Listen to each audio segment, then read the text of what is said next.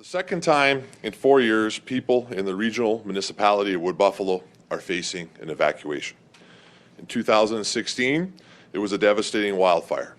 Today, it's flooding caused by a massive ice jam, one that is about 25 kilometers long. As of 7 p.m. yesterday evening, the ice jam had shortened, though, by 1 kilometer and has darkened and deteriorated significantly. That's good news. But the dangerous flooding effects from these ice jams still remain. A state of a local emergency has been declared along the Athabasca and Clearwater rivers.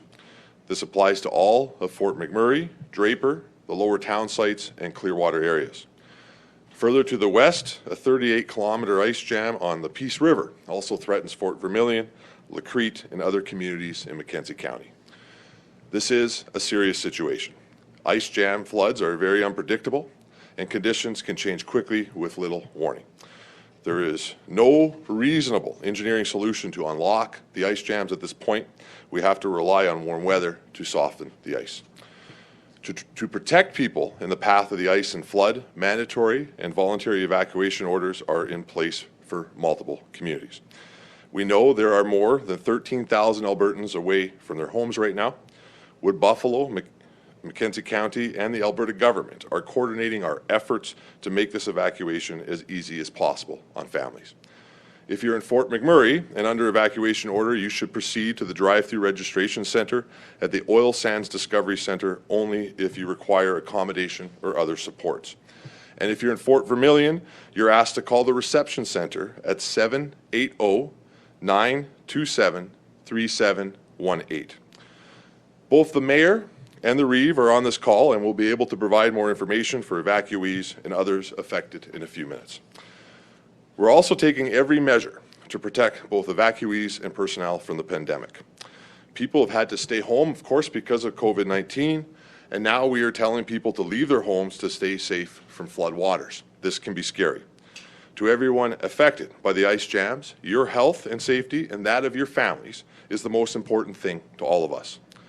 Hotels and work camps are being used where possible, so you and your families can be in safe and contained quarters. We ask that everyone remember to keep a safe physical distance from other evacuees and those that are helping you. This evacuation is happening at a time when people are already hurting financially. We know that a flooding event during COVID-19 response is having exceptional impacts on people. We want you to know that we are here to help support your needs. We are also supporting municipalities with equipment from the Alberta Emergency Management Agency's Provincial Operations Centre. Communication during disasters is key. That's why the Provincial Government Centre sent 100 radios and mobile telecommunication systems to Fort McMurray. We're also deployed a Tiger Dam kit, which is a self-contained trailer with all equipment necessary to put in place approximately 1,000 meters of tubing that can be filled with water and stacked to provide protection from rising waters. To all residents in affected communities, for your safety, please follow the latest details on the river conditions and forecast in your area.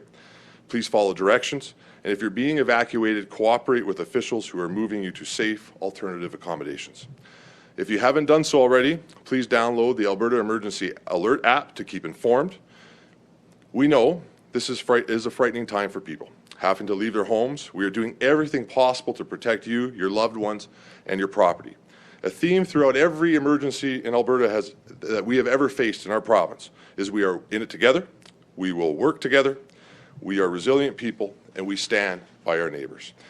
Thank you, and I would like to also take a quick moment after being in Fort McMurray yesterday to thank all of our frontline officials from, of course, the government, Alberta Environment and Parks, as well as municipal officials. It was shocking to see many of our Alberta Environment and Parks employees who were working on the ground diligently, who had also lost their homes and were under evacuation notices. So our thoughts and prayers are with everybody, of course, in both of these communities.